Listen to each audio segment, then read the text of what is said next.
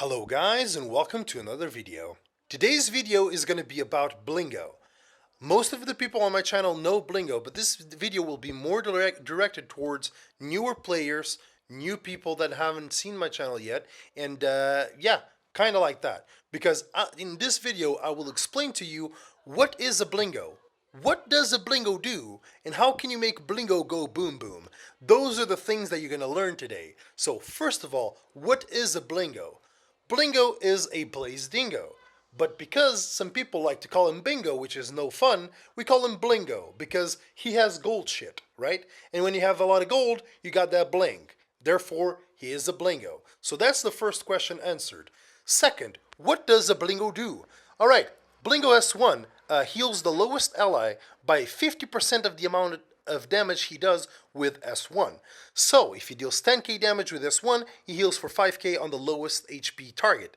But, know this, Blingo is a very weak stat unit, meaning he has very low base stats, as I'll show you in a second, but he makes up for it with really high multipliers. His S1 has a 1.5 multiplier. That means that his S1 has a multiplier that a lot of other units have on his S3, and on their S3. And honestly, he does a lot of damage. So his S1 does this, okay? S2 heals for less, about 30% of the damage done, but it's an AoE ability, and if it crits on any of the units, it picks a random target and triggers his S1, which is punishment. So, basically, you use your S3, and if you get someone with it, you will do S1. Know this. This S1 will target a random unit that you cannot control, but it can go over stealth, and it can go over passives like Spectre Tenebria. So Spectre Tenebria is a unit you can't really hit because of her passive, but when you do S3 into S1, you can actually hit the Tenebria with S1, and a lot of people get surprised by it, but yes, it ignores all these status effects because it picks a random target.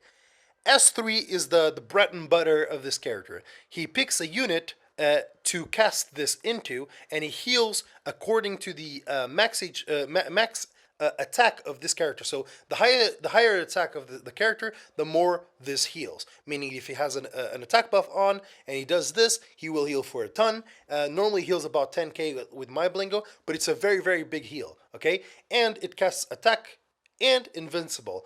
With his exclusive equipment, you can make this give you, instead of attack, you can make it a greater attack buff, which is a buff that increases not 50%, but increases 75%. And the cool part about this guy is that when you have Soul Burn, and you Soul Burn his S3, you basically extend the buffs, meaning that you will be able to extend the buffs and get an extra turn, meaning that on a fight, normally you would Soul Burn with Blingo S3, which will grant himself greater attack buff, then you S2, which will AoE cleave, and then it triggers S1 because it crit. Okay, so this is a unit when you Soul Burn with, it can use all three abilities in one go. So this is what a Blingo is. But the curious part about Blingo, and the thing that throws people off, is that his kit seems really DPS oriented, right? But when you look at his stats, and you look at this, you'll see that he has the lowest base attack in the game. For any damage dealer unit, and he's also very squishy, he's not very fast, and his defense is actually okay. But these base stats of this character are really horrible. And this is the thing that makes it a really hard character to build, because you really need awesome gear to make him work. Because he only has 859 attack, which when you compare it to any other DPS in the game, this one is not even a proper DPS, but you'll see that it will have a lot more attack than 800. So this is the questions we have in the table. So how can you make a Blingo go boom boom? So this is the moment I show you my Blingo. My Blingo now is fully reforged and finished, so this is the Blingo blank. My Blingo is 122, 74, I can't numbers right now, but 122 KCP, and these are his stats. As you can see, he has almost 3k attack, which you would think is very bad. But let me show you something. This is a Luna. As you can see, she's no gear, and as you can see by her attack is 100 and 1119, which is also not the highest around, but it's a lot higher than 800. So what happens when I put the Blingo gear on her? Okay, this is what happens when you put the Blingo gear on a Luna. Luna is also not a character with a really high base attack, but it is a lot more average than the Blingo itself. And as you can see, this build has a plentiful amount of attack. And it also has a pretty good amount of crit damage and crit chance, which on Blingo is better because his self-imprint gives him crit chance to complete the rest of the crit chance he needs for his actual build. So this is the gear, and this is basically what you need to make your Blingo really, really strong and to make him really good cleaving, okay? So, you've seen the gear there. Now let's go over the stats that we have on our Blingo here. Okay, we have 2,950 attack and 342 crit damage with 98.7% crit chance, which is basically 99, which is 1% chance to not crit.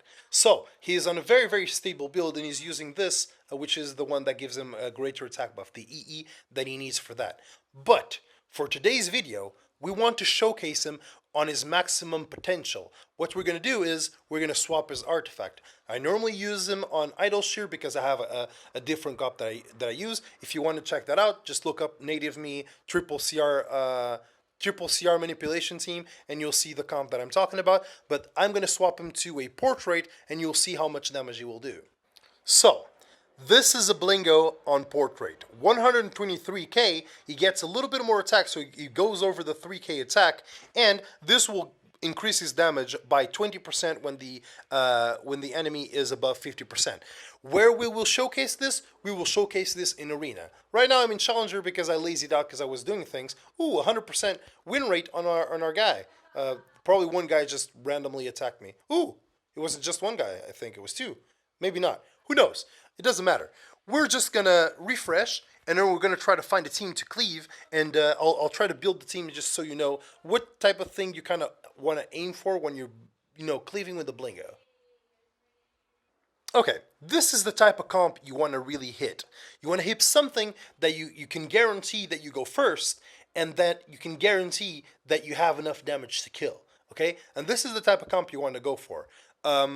This is a comp that is normally supposed to be slow, and it's supposed to be anti-cleave. But guess what? Blingo is so strong that he's going to go boom boom on these people. The team we're going to use is Horado, ML Basar, Luluka, and Blingo. Okay? Luluka and Horado are both holding Tagahels, which will give you the 2 souls so you can burn with Blingo. ML Basar is there for the CR boost because our Blingo is actually kind of slow. But honestly, if you want to build a Blingo like this and you have the gear that I have right now, you can definitely swap this Blingo to a speed boot and you will still do an insane amount of damage, okay?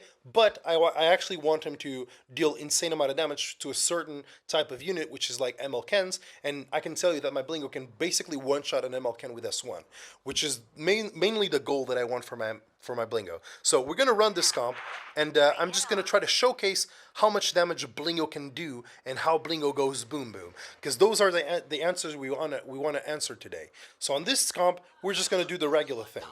We're just going to go pushback strip, then we're going to go CR boost just to push our boys up, defense break, and then soul burn with Blingo.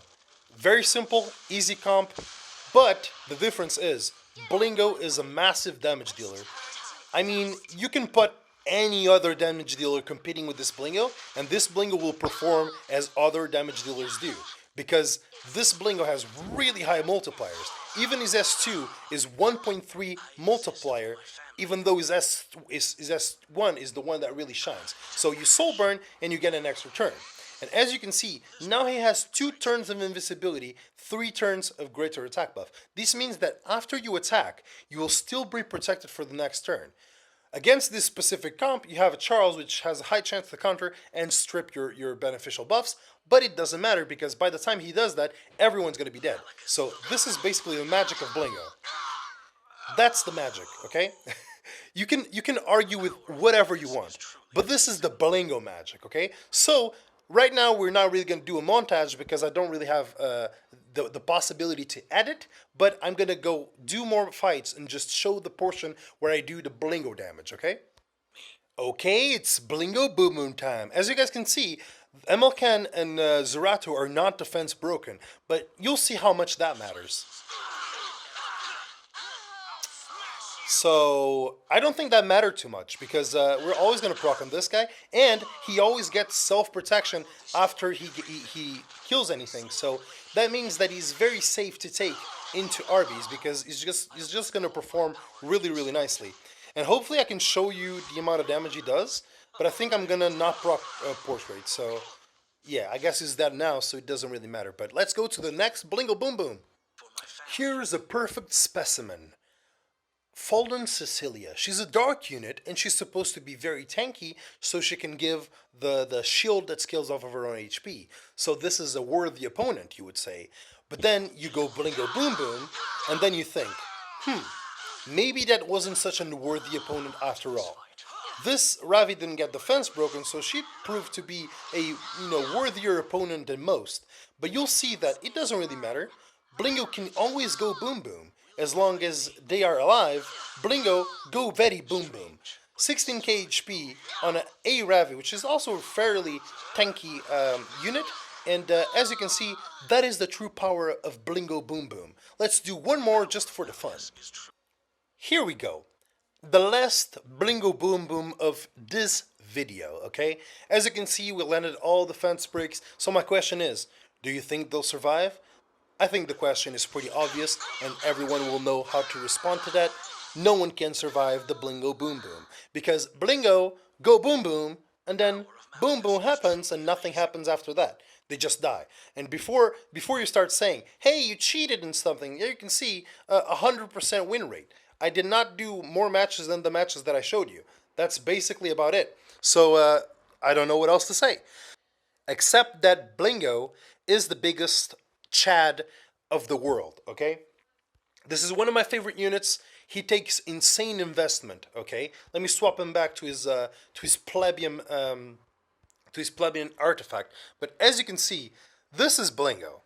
Blingo for me is one of the best units in the game because Blingo is one of those units that when he gets a turn, if his soul burns, it doesn't matter if you have defense break or not. He's gonna kill you, and if he doesn't, he's gonna mangle you, okay? So for me, this is one of the best units in the game. I really like him. He does take a lot of investment, but you just saw this video. Does it not pay off? In my opinion, it's extremely good, okay? It pays off 1,000%. So that's me. That's my opinion. Hope you guys enjoyed though. So that's basically it. I kind of wanted to showcase for everyone that is new and for everyone that doesn't know Blingo and that doesn't want to watch all my videos to understand what Blingo do and why Blingo go boom boom. This is why Blingo go boom boom, because Blingo OP, okay? That's basically it. Hope you guys enjoyed this video. If you did, leave a like and subscribe. And as always, the link for my Discord is in the description for memes and more things about Blingo. That's about it. See you guys on the next one. Bye-bye.